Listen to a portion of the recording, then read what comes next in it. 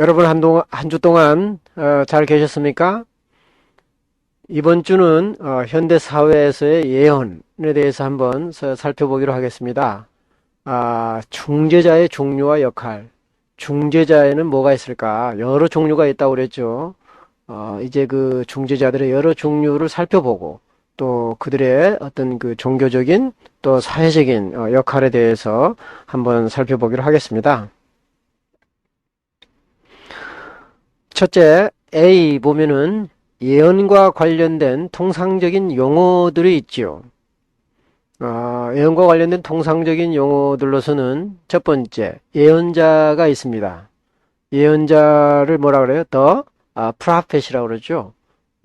신적인 존재로부터 오는 메시지를 전하거나 선포하는 사람, 그리고 신탁을 구하는 사람에게 신의 언어를 해석해 주는 사람을 가리켜서 이제 예언자라 이렇게 얘기를 합니다. 우리 인간들은 이제 우리 인간들이 믿는 신 혹은 어떤 종류의 신으로부터 늘 그 메시지가 온다라고 생각을 하죠. 그런데 특별한 사람만이 그 메시지를 받는다라고 생각을 합니다. 그리고 신은 또 그 신을 대변할 수 있는 그 대리자를 선정해서 이렇게 전하는 것으로 이렇게 생각을 합니다. 왜냐하면 평범한 사람들은 이제 하나님의 말씀을 듣는데 익숙하지 않거나 이제 잘 통하지 않기 때문에 특별히 그 하나님의 메시지, 신의 메시지를 잘 받아들여서 전달하는 사람들이 있습니다. 그런 사람들을 가리켜서 우리는 이제 예언자라 이렇게 얘기를 하고, 그 예언자들은 이제 신적인 존재로부터 오는 그 메시지를 전하기도 하고 또 이제 해석해 주기도 하고 또 신탁을 구하는 사람, 즉 어떤 사람들은 예언자들에게 찾아가서 하나님의 말씀을 알려주십시오 이렇게 전하기도 하죠. 그럴 때 그 신탁을 구하는 사람들에게 신의 메시지를 대신해서 이제 전해주기도 합니다. 그래서 프라펫이라고 하는 것은 이 사람과 신 사이에 중재적인 위치를 차지하죠.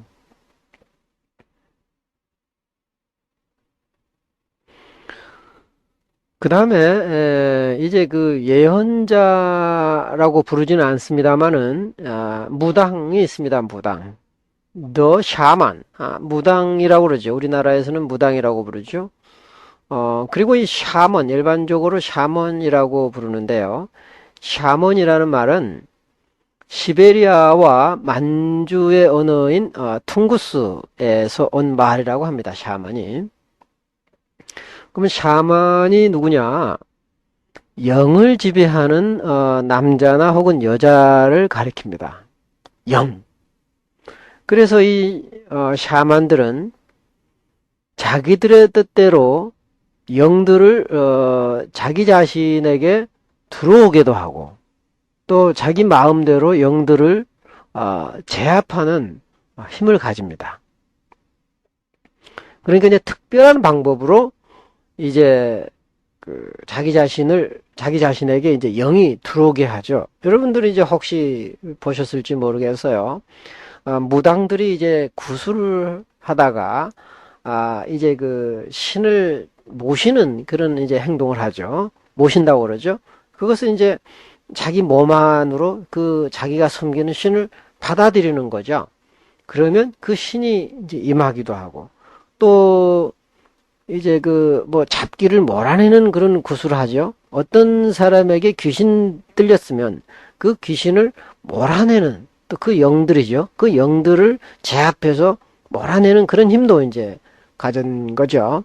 그래서 무당들은 자기들의 신을 받아들일 수도 있고 또 자기 마음대로 신을 이렇게 제압하고 이렇게 조절하는 그런 힘을 가진 것으로 본인들도 믿고 또 사람들도 그런 능력을 가진 사람들이 무당이다 이렇게 생각을 하게 됩니다.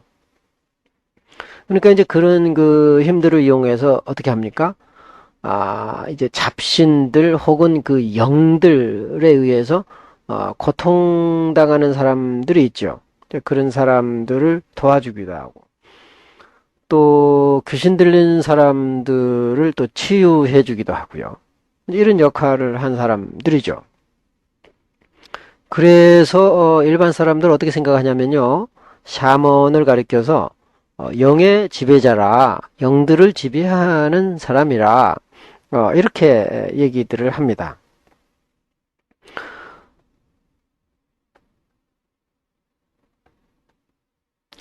그런데 이제 그 샤먼 이 무당을 보면은요, 우리가 좀 더 한번 이제 생각해 볼 필요가 있습니다. 이 무당은 우리나라 무당과 즉 시베리아 지방의 무당이 약간 다릅니다. 이제 우리나라 무당은 주로 이렇게 본인이 앉아서 신을 부르는 형이죠.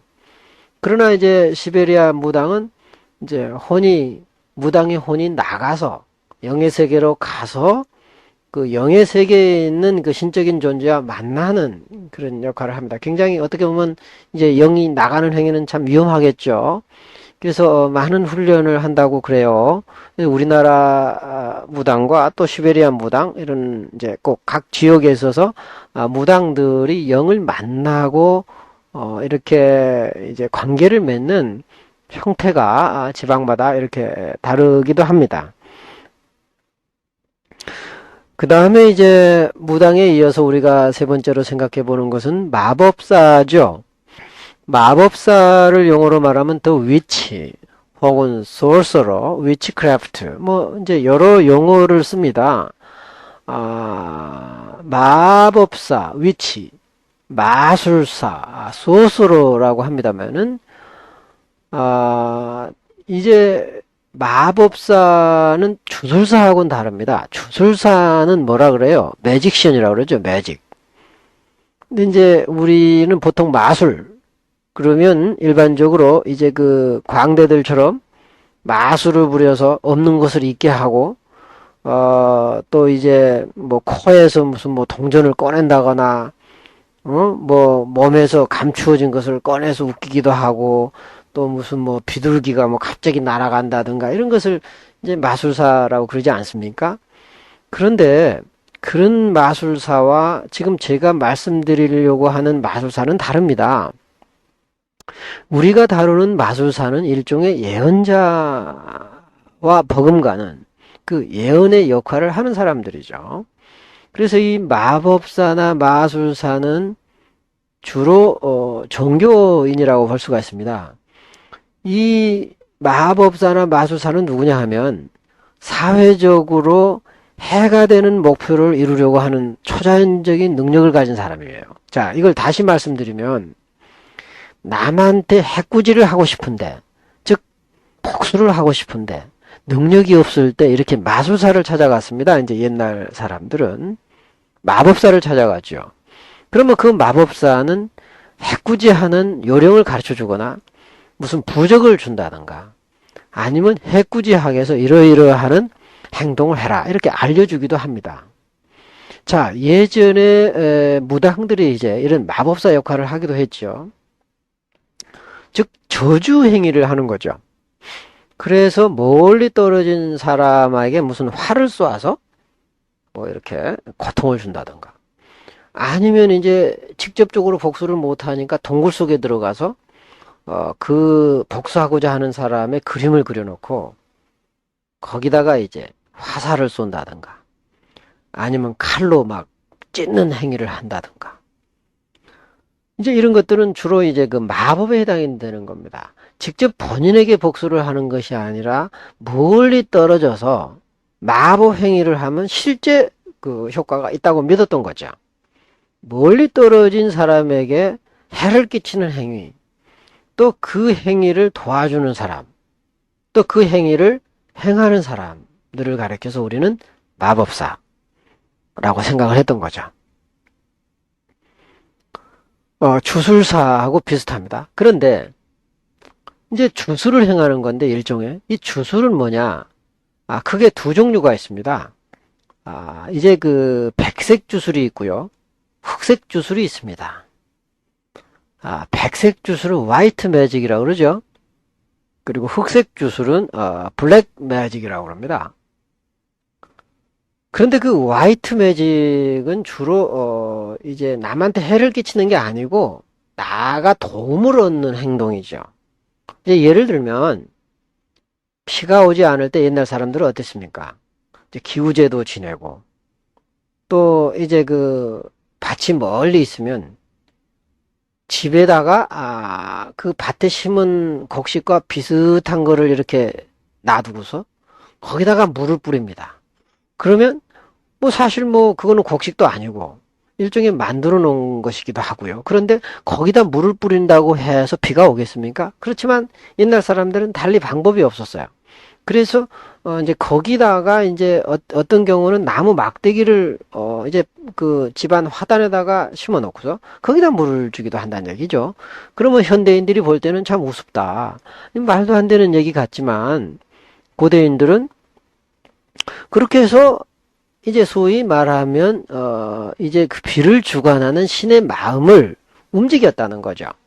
이게 주술입니다. 그래서 어떻게 보면 과학적인 행동 같지만 비과학적이다. 그래서 이제 주술을 가리켜서 어떤 사람들은 수도 사이언스다, 거짓 과학이다 이렇게 말하는 사람도 있습니다. 또 고대 이집트에서는 어때요? 이제 나일 강변에서 많은 농사를 지었지 않습니까? 그래서 그 농사하는 사람들에게 가장 중요한 건 뭡니까? 우선 이제 비가 와야 되고요. 이제 물이 있어야 되고요. 그 다음으로 필요한 사람들은, 농촌에 필요한 사람들은 뭡니까? 인력, 사람들이었죠. 그러니까 농사를 지으려고 하는데 사람들이 없다. 그럼 불안하죠. 그래서 이제 농사철이 되면 사람들이 부족하지 않을까. 우리나라 사람들도 이제 많이 이제 기계화되기 전에는 어땠어요? 농번기 때 막 그 학생들이나 사람들이 이제 농촌 돕기 운동 가지 않았습니까? 요즘은 이제 기기들이 많이 발전해가지고 그렇게 사람들 손으로 많이 안 합니다. 이제 기계가 많이 해버립니다만은 옛날 사람들은 이제 농번기만 되면 사람 구하는 게 힘들었어요. 그래서 어떤 사람들은 이제 노인네들이 농사 짓다가 사람을 못 구해서 수확을 못 거두는 이런 일도 많이 종종 발견되기도 하죠. 그래서 고대 이집트에서는 이제 농사를 지을 때 사람들의 인력이 필요했는데 마음대로 안 되니까 이제 그걸 주술을 이용해서 이제 인력을 확보하려고 하는 마음이 있었죠. 그래서 그 이집트의 그 사막에서 발견된 것들을 보면 그 나무 상자들이 발견되는데요. 한 가로 세로 한 30cm 정도 될까요? 한 그 정도, 한 30에서 한 50cm 정도 되는 그런 나무 상자인데, 그걸 열어보면, 그 아주 그 작은 인형들처럼 생긴 그 돌로 만든 사람 모양의 형상들이 이제 가득 그 상자에 채워졌습니다. 이제 나중에 학자들이 연구해 보니까, 아하, 그 나무 상자에 돌로 만든 인형을 가득 채움으로 인해서 이제 일손이 부족하지 않도록 이렇게 바라는 거죠. 그러니까 농사를 주관하는 신의 마음을 움직여서 이렇게 많은 사람이 있기를 바라는 거죠. 어떻게 보면. 이것이 주술이었습니다.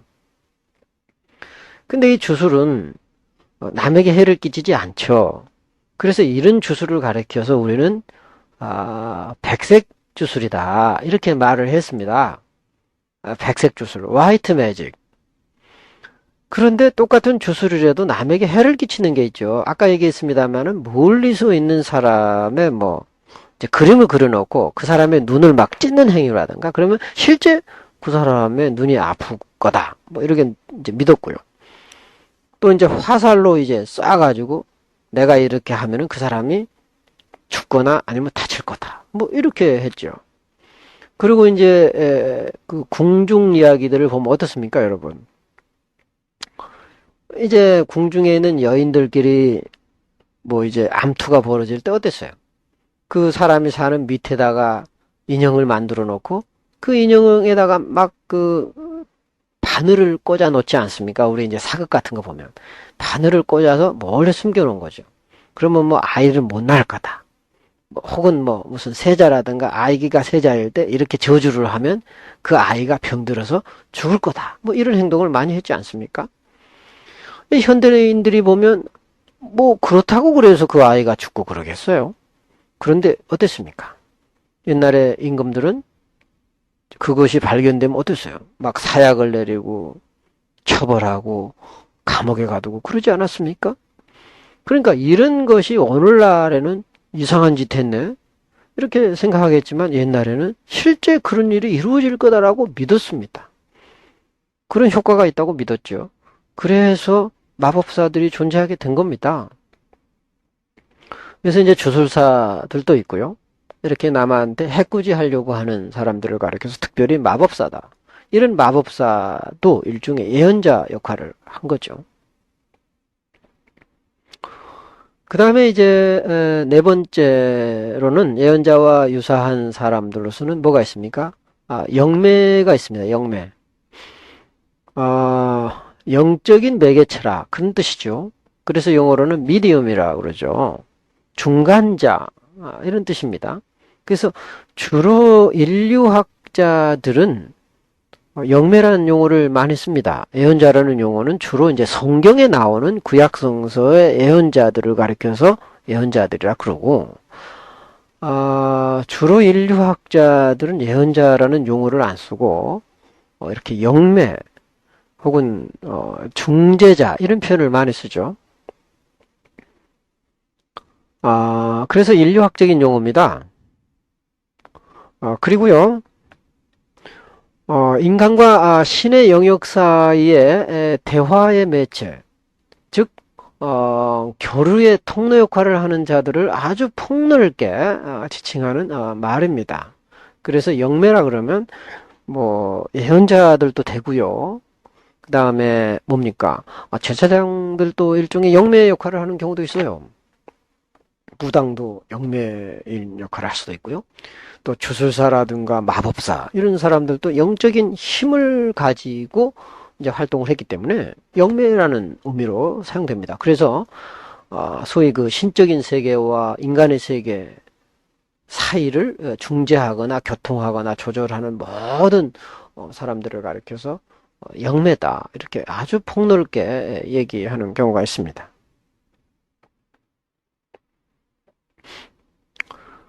그 다음에 이제 그 예언과 관련된 통상적인 용어들을 보면은 뭐가 있습니까? 점쟁이가 있죠, 우리.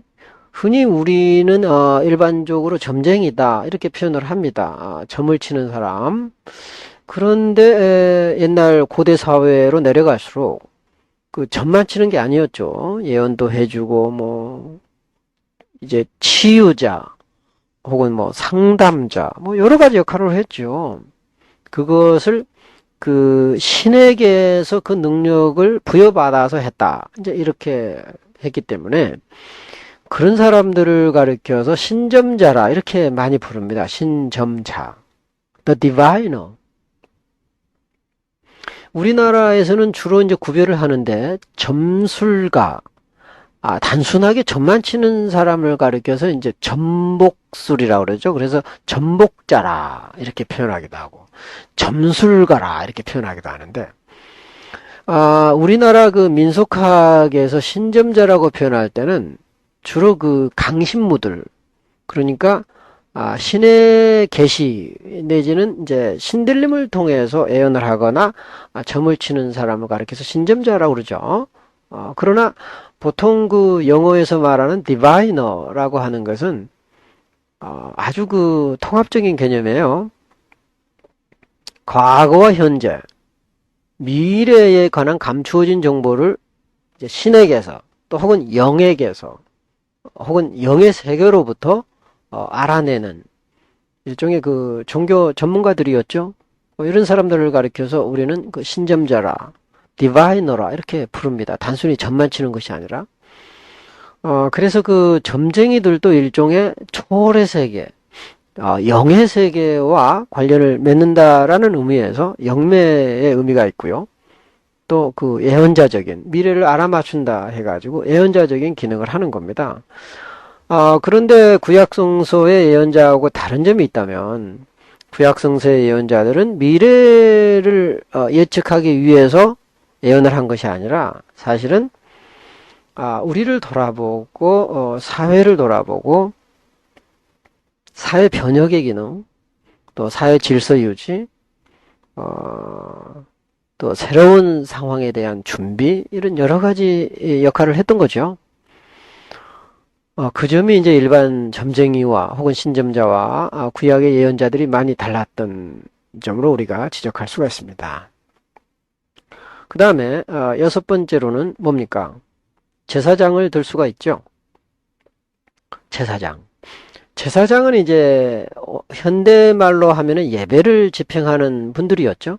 그래서 제사를 계속 수행하고 또 특정한 이름과 장소와 시대에 관련을 맺어요. 예를 들면 이제 옛날 고대 이스라엘에서는 그 예루살렘도 이제 고대 그 제사 장소였죠. 실로 같은 곳, 그리고 베델 같은 곳, 이제 이런 곳들은 아주 전통적으로 이제 제사장들이 이제 상주했고, 또 거기서 예배를 지내고 제사를 지냈던 이런 곳입니다. 그런 이름하고도 관련되고, 장소하고도 관련되고, 또 시대적으로 제사장들은 쭉 종교 지도자로서 이제 이렇게 유지되어 왔죠.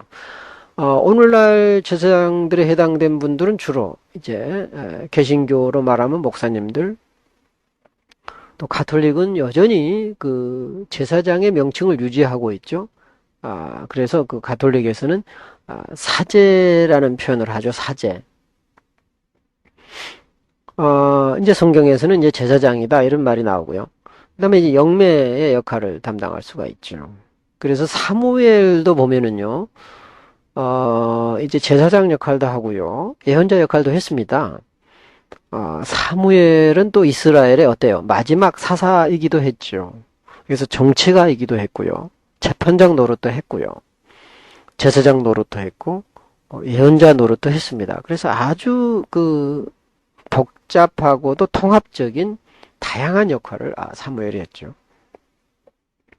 그리고 이제 제사장들은 보면은 그 사회적인 또 집단적인 성격이 아주 강합니다. 그래서 이제 사회적으로 이제 그 공동체 역할을 했고, 또 이제 또 제사장들은 뭡니까? 그룹이 있죠. 아주 제사장 체계가 갖춰져 있다는 거죠. 오늘날도 그러지 않습니까? 이제 목회자라면 그 목회자 집단이 있죠. 그리고 사제라면 그 사제 집단이 있죠. 그래서 그 집단으로 형성될 때 정치적인 힘을 또 갖게 되는 거죠.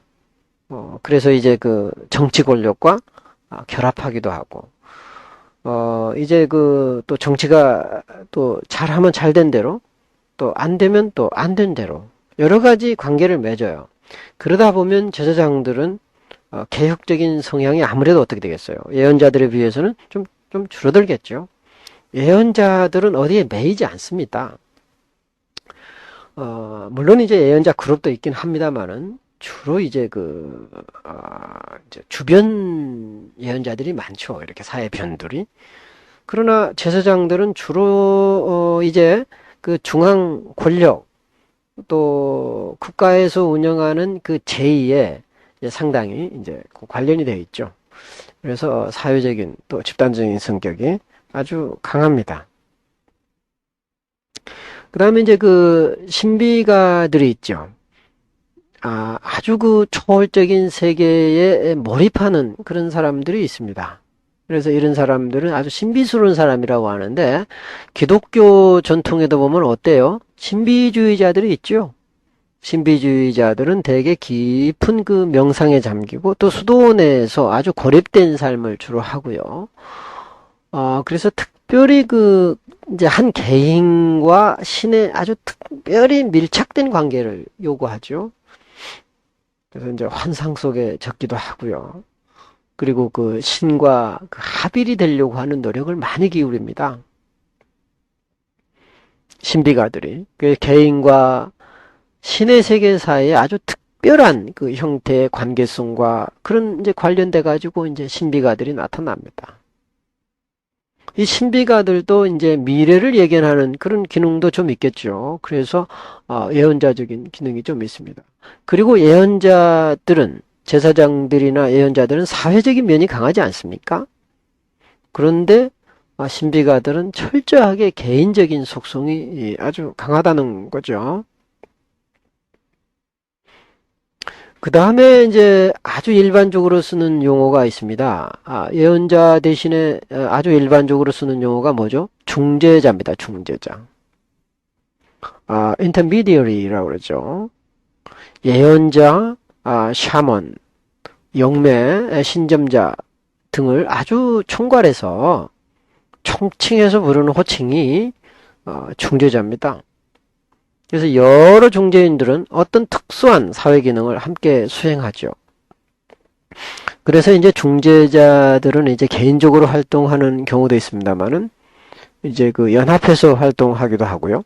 우리나라에도 보면은 뭐 그 무당들 그 조직이 있죠. 그래서 이제 거기서 훈련도 소개받기도 하고 사람 소개도 해주고요. 또 거기서 인정하는 어느 정도의 그 절차들이 있습니다. 그런 절차들을 밟아야 또 무당으로 입문하기도 하고요. 예언자들도 그랬고요, 옛날에.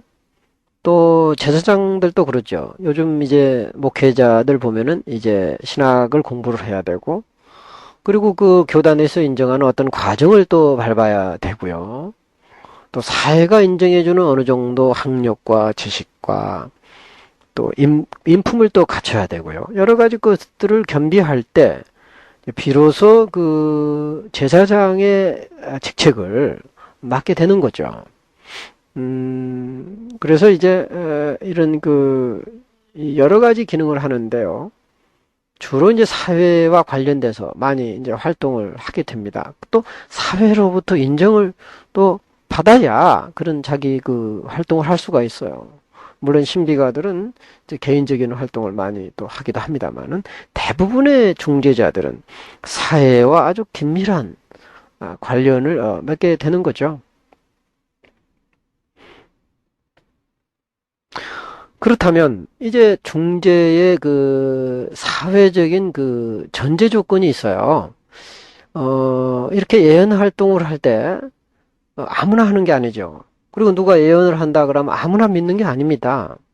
그런 그 중재 활동, 즉 신과 인간 사이의 중재 활동, 예언 활동을 할 때는 무언가 그 사회적으로 인정되는 게 있어야 됩니다. 그게 뭘까요? 첫 번째. 초자연적인 힘이나 세력들의 실제를 믿는 신앙이 있어야 됩니다. 그 얘기는 뭐냐면 우리 인간 사회는 또 인간은 우리가 알 수 없는 초월적인 세계가 있다. 그리고 우리가 이해할 수 없는 초자연적인 힘이 있다. 즉 초월적인 힘이 있다. 그 말은 신이 존재한다. 이렇게 믿는 겁니다. 또 초월적인 힘, 즉 영의 세계가 있다. 그래서 멀리 떨어진 사람들끼리도 교감을 하고 또 멀리 떨어진 사람한테 해꾸지도 할 수 있고 특별히 또 도움을 줄 수도 있고 뭐 이런 것이 형성이 되려면 신과 인간 사이에 뭔가 통하는 게 있다. 그리고 신의 세계가 따로 있고 즉 초월의 세계가 따로 있고 인간의 세계가 따로 있는 거다. 그리고 그 둘을 이어줄 수 있는 매체가 있어야 되고 또 이어줄 수 있는 중재자가 있어야 된다라는 이런 것을 믿어야 됩니다. 그런 믿음이 없는 사회에는 중재자가 활동을 못하게 되죠. 현대 사회에 와서 이제 그런 믿음이 많이 사라졌죠. 굉장히 제한되어 있습니다. 너무 이제 과학적인 사고방식을 하고요.